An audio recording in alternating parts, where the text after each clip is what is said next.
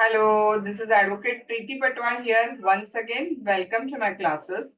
Now, today we are going to see the judgment of P.P. Kumar Vellu versus BCL AR 1997.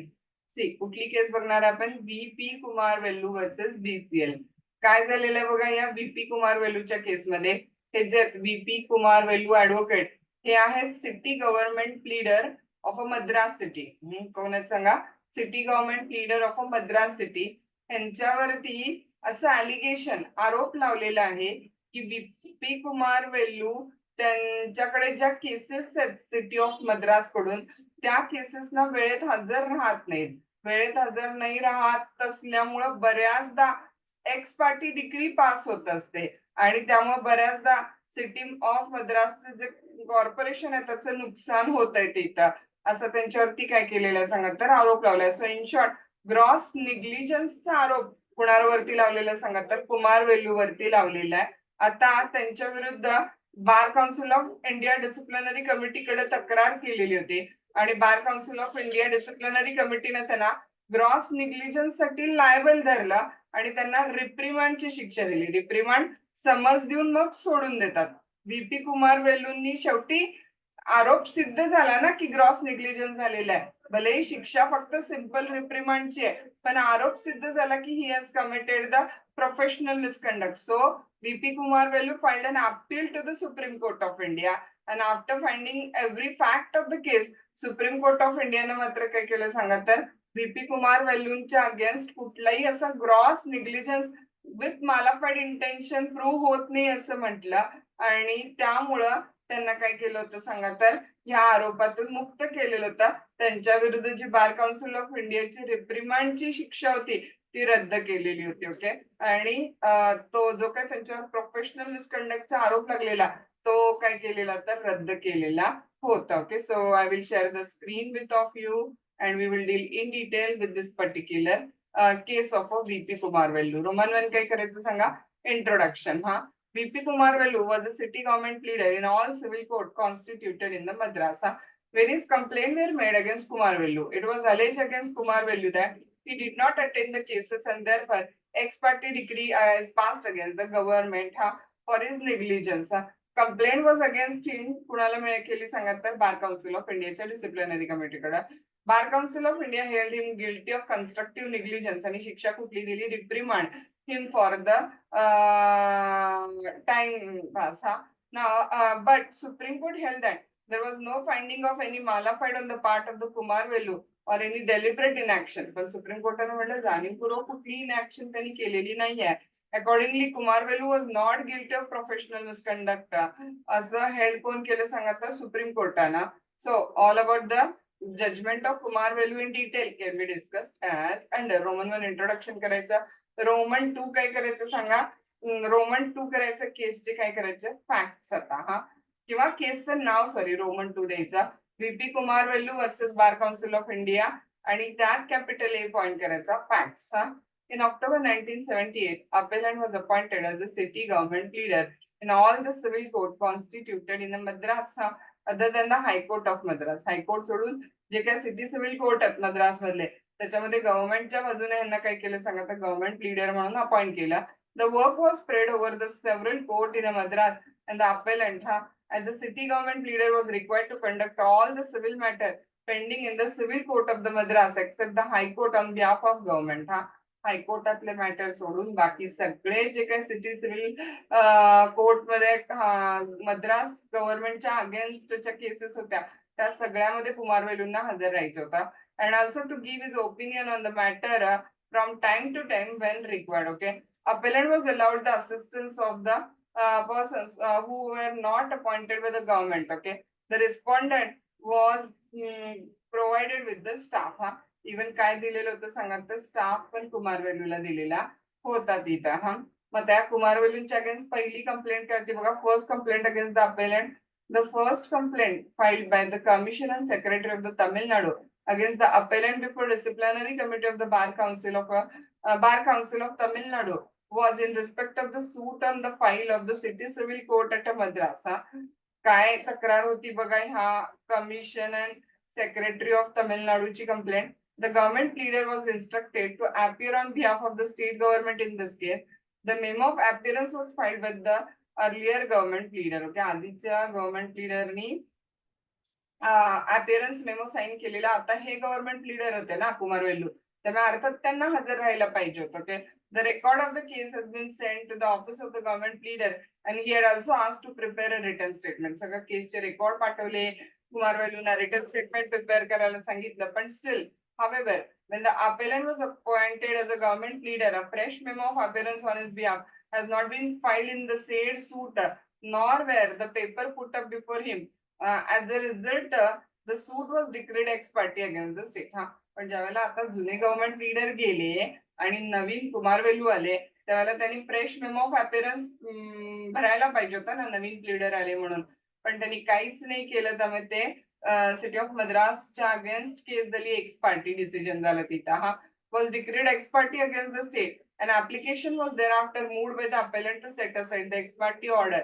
The court set aside the ex parte order on the condition that the government should pay 20 rupees as the cost. हा, ex parte order रद्द केली, पण गव्हर्नमेंटला cost भरायला लावलेली होती. However, the cost was not deposited. पण तिथं पण निग्लिजन्स, कॉस्ट वेळ डिपॉझिट झाली नाही. हा, as a result, the application to set aside the ex parte order was dismissed.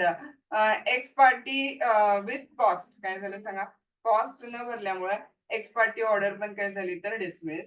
X party order रद्द करायची ऑर्डर पण डिसमिस झाली. हा, आता सेकंड आरोप काय होता बघा, सेकंड कंप्लेंट अगेन्स्ट अपीलंट. हा, in another case pertaining the appellant was that a suit was filed by the Travancore Textile Limited against Tamil Nadu state relating to the lease of the land forming the part of the channel. हा, एक सूट कशाच्या संदर्भात होती, ट्रॅव्हनकोर textile limited ने केलेली होती आणि ती लँड लीजच्या बाबतचा मॅटर होता. हा, लीज भाड्यानं दिलेल्या. हा, the plaintiff had prayed for a declaration that the annual rent of 3609 as also the municipal taxes levied were illegal.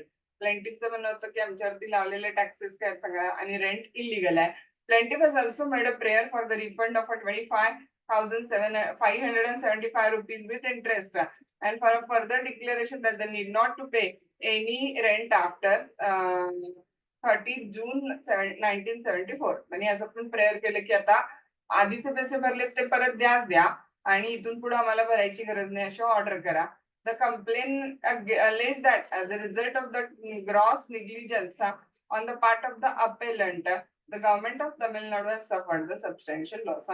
Appellant म्हणजे कुमार वेल्लूंच्या ग्रॉस नेग्लिजन्स मुळे गव्हर्नमेंटचं खूप नुकसान झालं असं त्यांच्यावरती काय केलं तर आरोप लावलेला होता तिथं. हा, नाव कंटेन्शन ऑफ द appellant. appellantचं म्हणणं काय बघा तिथं, appellant contended since the office staff had not put up the paper and his case before him, it was though inadvertence that the suit was decreed ex parte. Office staff ने मला वेळेत paper दिले नाही म्हणून सूट ex parte decree झाली. Bar Council of India noted that the time when application for setting aside ex parte order was filed, applicant must have known about the pendency of the case and the serious consequences that could follow if the order for a payment of cost were not complied with. Bar Council of India मध्ये की तुम्ही city government leader आहे, तुम्हाला माहिती असायला पाहिजे की cost वेळेत डिपॉझिट नाही केली तर त्याचे कॉन्सिक्वेन्सेस काय होतात. हा, बार council of India held for this lapse the applicant could not raise the plea that the staff was negligent. त्यामुळे बार काउन्सिल म्हणते की स्टाफ निग्लिजंट होता असं नाही तुम्ही म्हणू शकत. Bar Council stated that the office staff of appellant was also responsible for misleading the appellant and keeping him in a dark. हा, स्टाफ पण रिस्पॉन्सिबल आहे पण तुमची पण जबाबदारी असं बार काउन्सिलने म्हटलं तिथं. अनदर कंप्लेंट appellantच्या विरुद्ध काय होती बघा तिथं आता. हा, the another complaint against the appellant was that he did not attend the case. An ex parte decree was passed. This complaint was in respect of the suit filed by an employee of the Director of Education of the state of Tamil Nadu challenging his death of birth. कशाबाबतची सूट होती तर एक employee आहे director of education of the state of तमिळनाडूचा आणि त्यांच्या birth डेटचा काहीतरी matter होता, त्याबाबतची काही सूट होती. हा, summons was forwarded to the appellant along with a letter informing him date of hearing. हा, कुमार वेल्लूंना समन्स पाठवलेला, डेट ऑफ हिअरिंग कळवलेली. There was an endorsement made by the office of government leader on that letter. Okay, हा, letter पोहोचल्याचं endorsement दिलेलं आहे. Thereafter another letter was received by the office of leader from the Director of Education Madras on which endorsement was made.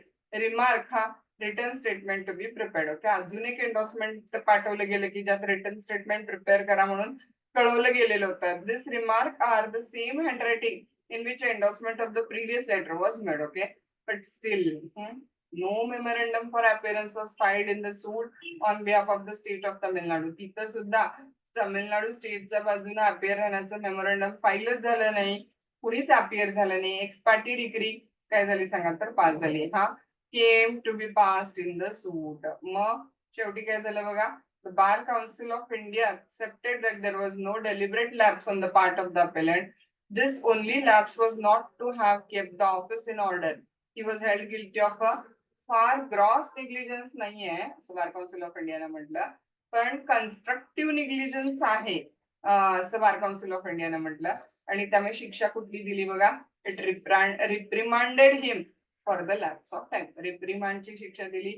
Supreme कोर्टाचं decision काय झालं बघा, supreme court held that there was no finding of any malafide on the part of appellant or in any deliberate inaction on his part is not attending the two cases. Okay, असं कुठलेही deliberate इनॅक्शन नाहीये, मालाफाईड intention नाहीये कुमार वेलूचं असं supreme कोर्टाचं म्हणणं आहे. There was a failure on his part to discharge his duty towards his client. हा, failure of duty झालेला आहे, but that is not deliberate. हा, but on account of a heavy pressure work and lack of diligence on the part of staff. फार काम असल्यामुळं, heavy pressure of work असल्यामुळं आणि staff पण थोडासा डिलिजंट काळजी न घेतल्यामुळं हा त्याच्याकडून प्रोफेशनल ड्युटी व्हायलेट झालेली असं सुप्रीम कोर्टाने म्हटलं. पण negligence on his part was without moral turpitude or delinquency. पण कुठलाही हेतुपूर्वक केलेला निग्लिजन्स नाहीये. And therefore Kumar Vellu was not held guilty of professional misconduct by supreme court. हा, त्यामुळे सुप्रीम कोर्टानं कुमार वेल्लूला प्रोफेशनल मिसकंडक्टला गिल्टी धरलं नाही. ओके, सो लक्षात आलं तुम्हाला. Decision of the Supreme Court. Here we are finishing the case of Kumar Vellu. लक्षात आलं, कुमार वेल्लू सिटी गव्हर्नमेंट लीडर आहे. गव्हर्नमेंट ऑफ मद्रास कडून हायकोर्टातल्या सोडून सगळ्या सिटीशी रिलेटेड केसेस मध्ये हजर राहण्याची त्यांची ड्युटी होती. त्यांच्यावरती आरोप होता की त्यांनी ग्रॉस निग्लिजन्स केलेला आहे. वेळोवेळी स्टेट ऑफ मद्रास कडून किंवा सिटी ऑफ मद्रास कडून ते हजर राहिलेले नाही आहेत. त्यामुळे बऱ्याचदा एक्सपार्टी डिग्री पास झालेली आहे. बार काउन्सिल ऑफ इंडियानं त्यांना कन्स्ट्रक्टिव्ह निग्लिजन्स साठी लायबल धरून रिप्रिमांडची शिक्षा दिली. पण सुप्रीम कोर्टाने सांगितलं की कुठलंही त्यांच्याकडून प्रोफेशनल मिसकंडक्ट झालेलं नाहीये. हा, क्लायंटच्या बाबतीतल्या ड्युटी ब्रीच झालेल्या आहेत, पण त्या डेलिब्रेट नाही आहेत, मालाफाईड नाही आहेत, डेलिक्वेंट नाही आहेत. So he was held not guilty of the professional misconduct. I hope you understood this case of Kumar Vellu. If you have any doubts, you can ask me.